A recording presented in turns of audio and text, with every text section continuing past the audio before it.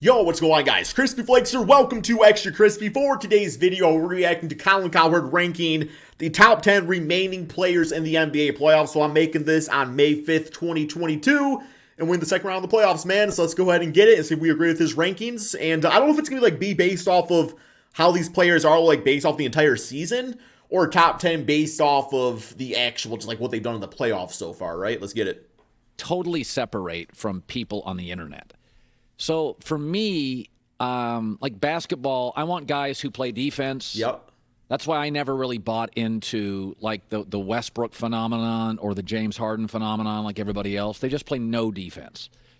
Carmelo Anthony, I never bought into him. He'd score 28, he'd give up 24. It's a fair statement. No leadership. I think leadership matters. I think, do you play at least some defense? Are you good late? Are you dependable? Can you be somebody I can build a culture around? But everybody in this basketball world, I feel like I'm on an island of sanity. Everybody's like, triple-double. Russell Westbrook has never been the most valuable player. I think, yes, once upon a time that was true, but I think more so now than ever, people don't care about triple-doubles anymore. They don't care about triple-doubles whatsoever. The DeJounte Murray almost averaged triple-double, and the dude barely made the All-Star team, so I just don't think it's really all that anymore, but I can see what he means. Back in the day, people, thought it was crazy. That's why Russell Westbrook won the MVP, but we found that it don't really lead to championship success. His own team. He's the most talented in Oklahoma City when Durant left, but I don't think he translates the value, so I just don't get it. So I was thinking of all the players left right now in the NBA. To me, here's my top 10 most valuable players. Let's get it. Valuable. I would start with Draymond Green. Draymond at 10? He is, after Steph Curry, he's the heart and soul of this franchise for 10 years. He always shoots well in the playoffs. He's shooting almost 55%. Is he really? Wow. And they've outscored opponents by 70 points when he's on the floor and been outscored significantly. Go ahead, push it. When he's not. So Draymond Green, 10. Number 9, Jimmy Butler.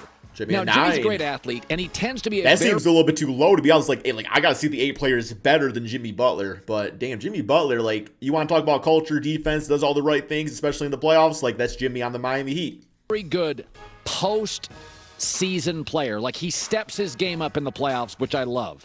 He outscored Trae Young in that series. He's an athlete more than a closer. You could even see last night.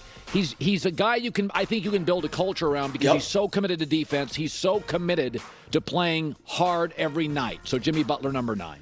And the culture thing is a good point, but it's got to be the right player for the culture. Because, if the other players don't buy into the system, then Jimmy's no, I'm not going to have this. You are going to buy into the system. I know what it takes. And you either, hop on or you hop off. Pause? Maybe pause. I would say Devin Booker is 8, a better offensive player than Jimmy Butler. And he's averaging almost 25 a night. You saw how valuable he was in the playoffs when he was gone for a couple games. He's their get-a-bucket guy. This is the simplest way to put it.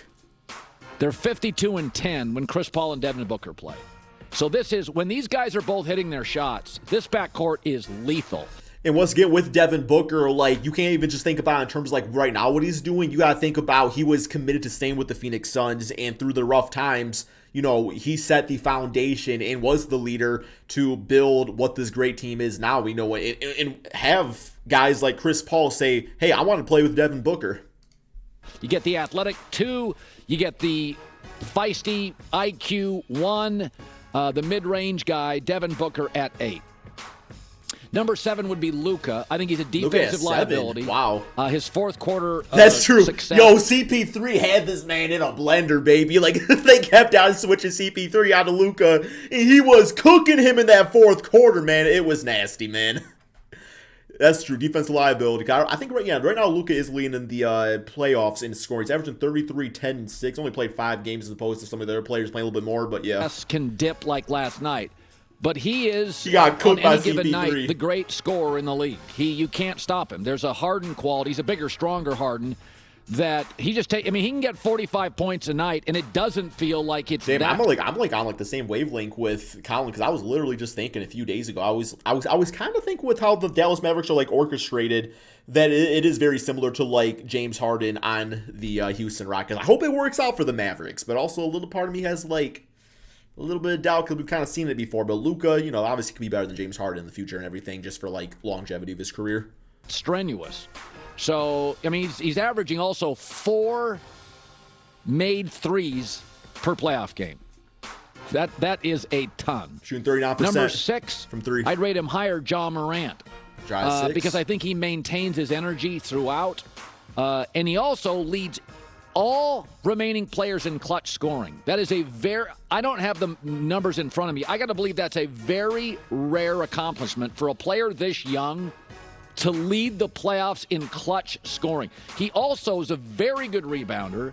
When he came into the league, I said he's Westbrook, but a more self-aware player and a much better facilitator. That's 100% honest. He's averaging Wow. 8 assists in 7 straight playoff games. That's a great point, I do for worry sure. about his sustainability because he's 174 pounds and he finishes too often, in my opinion, at the rim. But I'd put him 6. Yeah, it makes you a little nervous when you get like athletic players like that because, you know, Russell Westbrook, fine comparison, but also like a lot of people say he's like what Derrick Rose was going to become and everything like that. And we know that Derrick Rose, highly athletic attack in the basket, like it caught up to him over time. So I'm hoping Ja, you know, stays healthy and everything. I would put Jayson Tatum 5, much better defensive wing. He's really built himself into a great defensive player on the wing. Yeah, he's a two-way player. KD in that series. He's a two-way player now, for sure. Second most points scored in NBA history by a player before he turned 23. He was friends with Kobe. He practiced with Kobe. Kobe kind of monitored him. Kobe mentality. And mentored him. He just gets a little better every year. And again, I think he's a guy you can build a culture around. He wins the right way, practices the right way. Number 4, Steph Curry. Like Jimmy Butler, always seems to get to the playoffs and say, all right, let's put the playoff gloves on, and just plays a little better. I will say, though, I did react to a comment video the other day, and he pointed out how, I believe he said that Curry was like a liability on defense. So while, you know, Curry at number 4 is cool and everything like that, and the hype he can bring to your team offensively, I don't think he meets the stipulation or the criteria of also being like the defensive guy. Now, I'm not saying Steph Curry's like the worst defender out there. I actually think he does a lot better than people give him credit for, but not like elite defensively. The leading scorer for the best offense in the playoffs. And, you know, what do you want to say? I think he's the best shooter and the best ball handler in the sport. And when he's healthy... Good call. Not quite a hot take. Quite like him in the history of the league. Number 3, because you can get the mid-range game and the download scoring, I would say Joel Embiid. I do worry about sustainability long-term, but he's given you 30 and 10 in playoff games. And he can be a force inside. He can be an intimidator. Yeah, but I'm sorry, like the injuries and stuff like that, I can't have him this high because of injuries. Because while, yes, when he does play top 3 for sure, if you're not out there doing it, though, the team's hurting. And you got to rock with DeAndre Jordan. He can pull up and give you a jumper. You know, he's the closest thing to Shaq in the league. He is just a powerful force on both ends. I think that'd be Giannis. Number 2, you saw it again last night, Chris Paul. CP3. Leads every single playoff player in fourth quarter scoring. Man on a mission. The narrative is he's not clutch. He's actually the most clutch guy in the playoffs in the fourth quarter last couple of years. Blame some of his struggles on Blake or Doc Rivers or James Harden. Don't blame him. And he's 9-1. He blamed like don't blame me too. He not only dominated the fourth, he went after Luka. He sought Luka. He attacked Luka. Chris Paul. And number 1, Giannis. I think he's the best player in the game, and I felt that since the end of last year. Many people felt that 3 years ago. He'd be my MVP, Giannis. Listen, Chris Middleton got hurt, and the 5 games he got hurt, 4 blowout wins. So, best defensive player at any moment in the NBA on the defensive end, most dominating close. Yeah, honestly, okay, I don't know if he like just kind of talks about his list a little bit more here. I'm going to assume probably. Okay, so we got some other stuff going on there. But I will say, like, overall, do I necessarily, like, agree with the order of the list? I don't know about that, but as far as the players on there, I think that's pretty good. I mean, like, based off his criteria, I guess it makes sense. But I don't know, like, Draymond, I might take, like, Jaylen Brown or somebody like that. But it's a fine list. You know, sometimes I give Colin a little bit too much heat, you know what I'm saying? But, this one's all right, man. Thank you all so much for watching. Peace out, my friends.